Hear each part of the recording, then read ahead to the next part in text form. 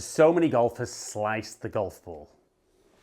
And we see that horrible weak shot out to the right. So in today's video, I'm going to show you possibly the fastest way I know to get you to draw the ball. Just like this. And we see that lovely curve from right to left and the added bonus of a massive pickup in distance. So the biggest mistake I see golfers making when they're trying to fix their slice and start to draw the ball is they're obsessed with trying to fix the path the club moves on.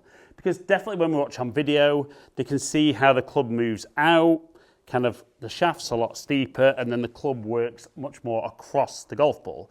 But it's not actually the path that's killing them.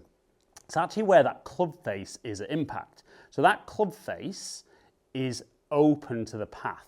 And it's kind of irrelevant as to whether you swing out to in or from the inside.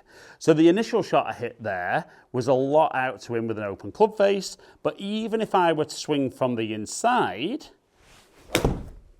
with an open club face, we can actually see there 9.7 degrees open and the path actually 0.2 degrees from the inside, but an even more destructive golf shot.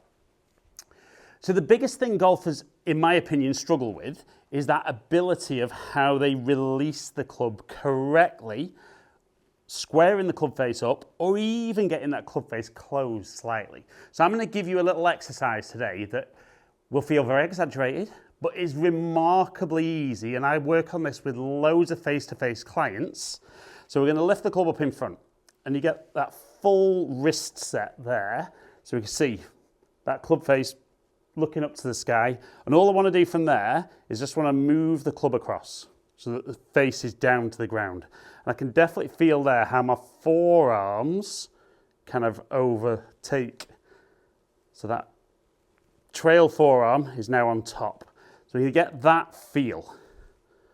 And that's something that most golfers just drag the club, and we see that club face wide open. So we're going to get there, get the forearms to cross over. I want you to rehearse that a few times.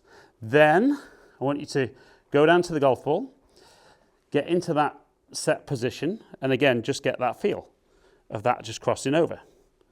And we can see the club face goes from looking over towards the face on camera to the club face looking directly behind me. And we want to feel that you're doing that almost as early as possible.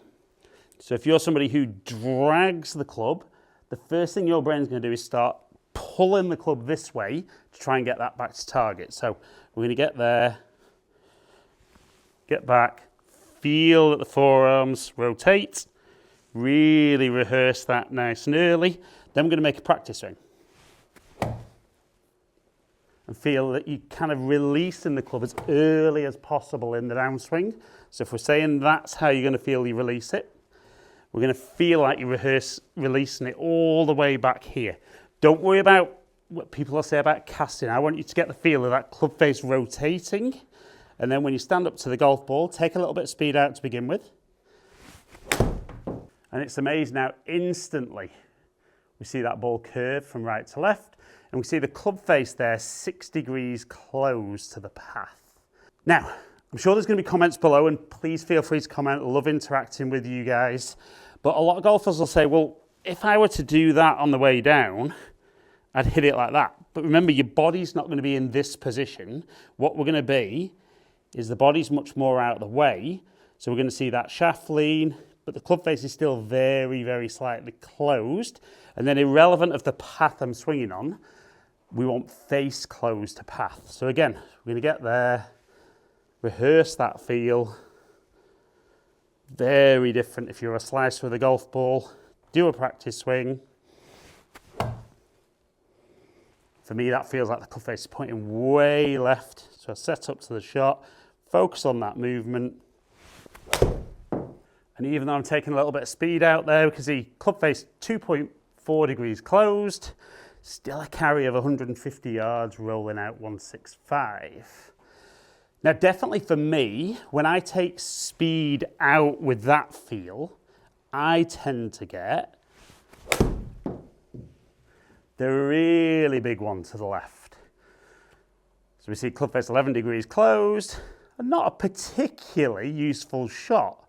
But if you are a slicer of the golf ball, you will love to see the ball curve like that. But definitely for me, and this is, even if you're a drawer of the golf ball, this is still a nice feel.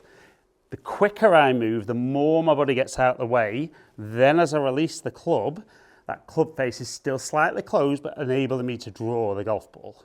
So I'm going to set up, rehearse that feel, and then into the ball.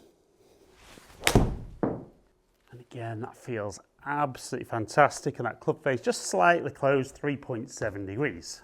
So remember, the key is if you can deliver that club face into a more closed position to the path, you're going to say goodbye to that slice and start drawing the golf ball. Now, for the golfers who are still a little bit obsessed about path, now the path is just the direction the club is moving relative to the ball's target line.